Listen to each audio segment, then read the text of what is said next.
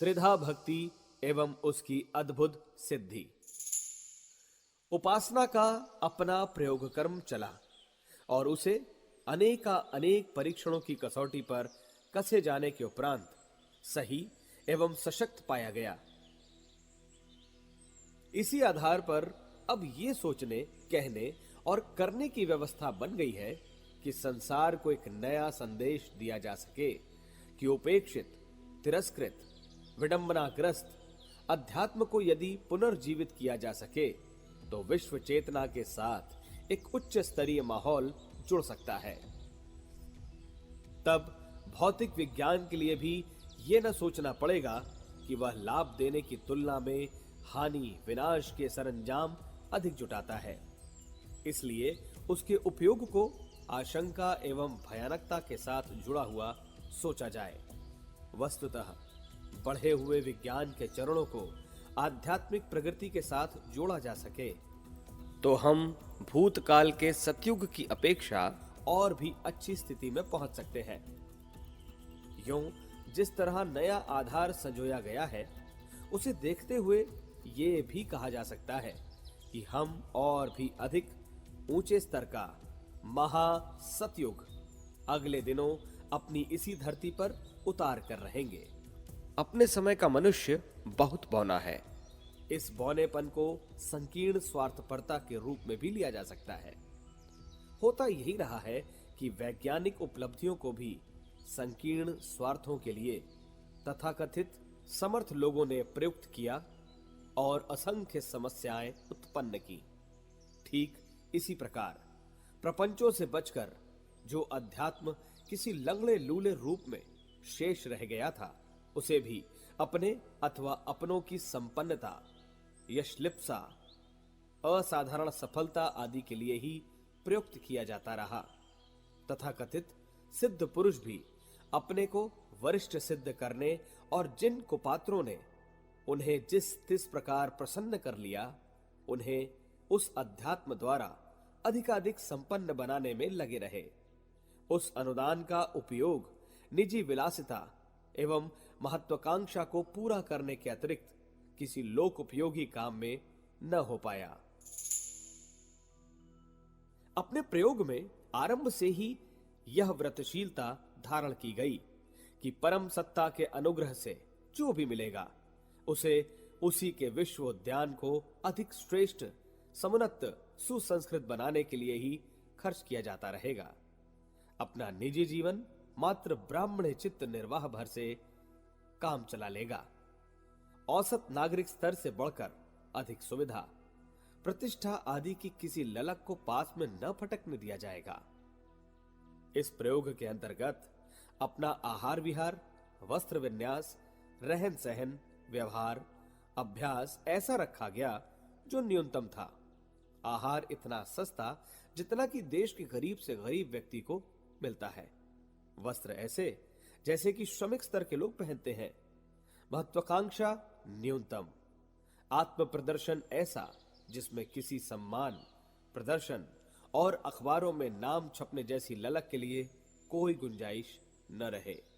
व्यवहार ऐसा जैसा बालकों का होता है। यह पृष्ठभूमि बना लेने के उपरांत शारीरिक और मानसिक श्रम इतना जितना कि कोई पुरुषार्थ परायण कर सकता है। इसे पूजा उपासना तो नहीं, पर जीवन साधना अवश्य कहा जा सकता है। इसके उपरांत उपासना की निर्धारित पद्धति की बारी आई। उसमें श्रद्धा विश्वास का गहरा पुट रहा और ध्यान रहा कि किसी भी अधिक आवश्यक काम के बहाने उसे किसी भी प्रकार चुकाए जाने का अवसर न मिलने पाए। चिंतन निजी लाभ का नहीं, परमार्थ संपादन का ही रहा। यही कारण है कि अपने पास निजी कहे जाने योग्य एक कानी कौड़ी भी कोई संचित संपदा नहीं है। पैतृक संपदा बड़ी थी, पर उसका भी एक एक पैसा उपयोगी परमार्थिक इमारतों में लगा दिया गया। ये सारा जंजाल सिर पर से उतर जाने के उपरांत व्याह मोह से विरक्त मन इतना खाली हो गया जिसका वैक्यूम एक सशक्त चुंबक की तरह ईश्वरीय अनुकंपा की अजस्त्र वर्षा करने लगे।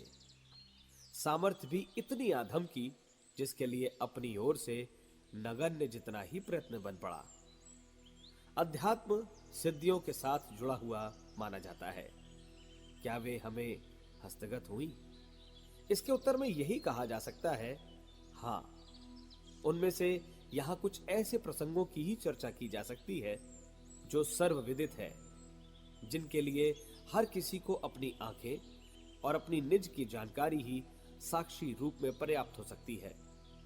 उसके लिए किसी प्रकार की खोजबीन करने की कदाचित ही किसी को आवश्यकता पड़े। युग साहित्य का सृजन इतनी बड़ी मात्रा में बन पड़ा, उसका इतनी भाषाओं में अनुवाद हुआ कि उस सारे संग्रह को किसी एक मनुष्य के शरीर जितना भारी तोला जा सकता है। इसी लेखन की हर पंक्ति ऐसी है जिसके संबंध में यही कहा जा सकता है कि किसी ने भारी खोज, गहन मंथन एवं व्यक्तिगत अनुभव की छत्रछाया में ही लिखा है। सामान्य बुद्धि यही कह सकती है कि एक व्यक्ति कम से कम 5 जन्मों में अथवा 5 शरीर से ही इतना साहित्य सृजन कर सकता है। इस प्रयास को भी यदि कोई चाहे तो सिद्ध स्तर की गिन सकता है। दूसरा कार्य है नव सृजन में कुछ कारगर भूमिका निभा सकने योग्य साथी सहयोगियों के विशाल काय परिकर का एकत्रीकरण। इन दिनों उन सभी की संख्या जो कुछ समय पूर्व 5 लाख भर थी, अब बढ़कर 25 लाख हो गई है। ये क्रम 1 से 5, 5 से 25, 25 से 125 वाली गुणन प्रक्रिया के आधार पर द्रुत गति से आगे बढ़ रहा है और आश्वासन दे रहा है कि प्रगति रुकेगी नहीं।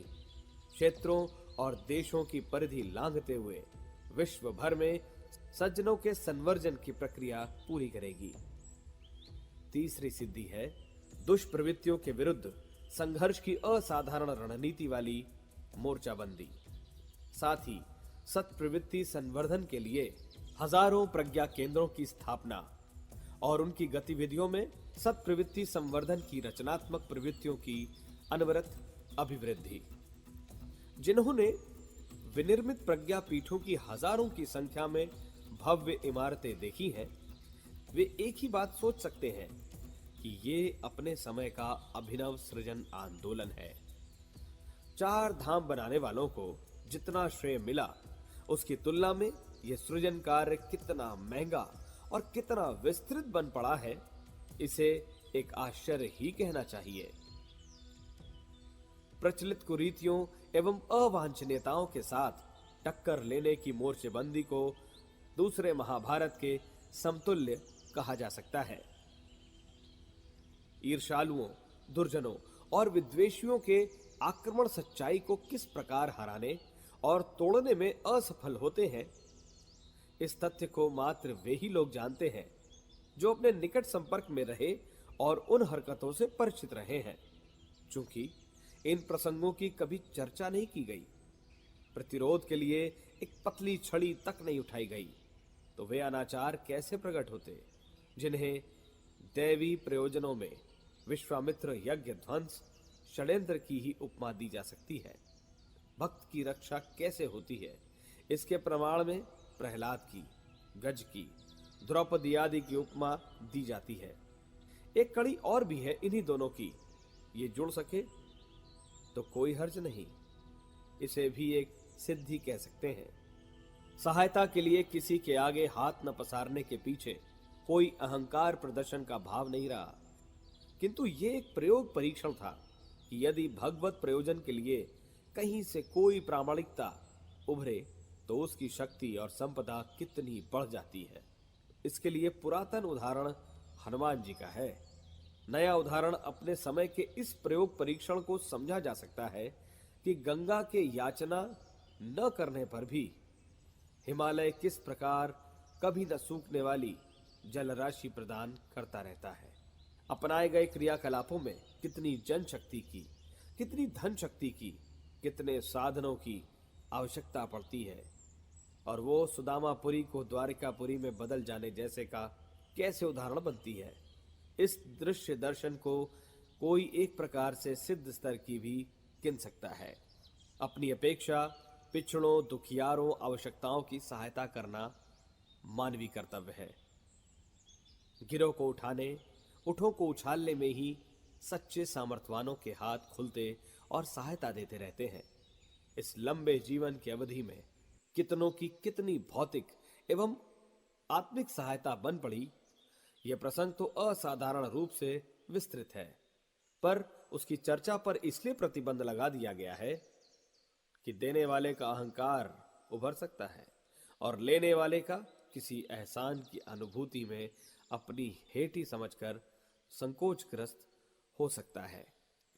सिद्धियों के और भी किसी प्रत्यक्ष प्रमाण का परिचय प्राप्त करना हो तो उसी गणना में एक कड़ी यह भी है कि इन दिनों 80 वर्ष के आयु तक पहुंचने वाले प्रायः जरा जीर्ण हो जाते हैं और मौत के घर जाने की तैयारी करने लगते हैं। पर यहाँ दृश्य दूसरा ही है। शरीर, मन, संकल्प और पुरुषार्थ उसी स्तर का परिचय दे रहा है जैसे कि वयोवृद्ध द्रोणाचार्य धनुष संधाने और लक्ष्य भेदने की शिक्षा अंत काल तक देते रहे। बुढ़ापे में ही जवानी जीवंत रह सकती है। इस स्तर का, इस प्रयोक्ता का एक सघन स्वरूप यह भी है। चर्चा को अप्रासंगिक, अनावश्यक और अहंकार स्तर का उद्धत उल्लेख न समझा जाए, इसलिए इस लंबे प्रसंग को उनके लिए शेष छोड़ दिया जाए जो शरीर न रहने पर कुछ और खोजने बताने के लिए उत्सुक होंगे। हमारे YouTube चैनल शांति कुंज वीडियो गायत्री परिवार को सब्सक्राइब करें एवं बेल आइकन जरूर दबाएं ताकि गायत्री परिवार की विभिन्न गतिविधियों की जानकारी आपको मिलती रहे।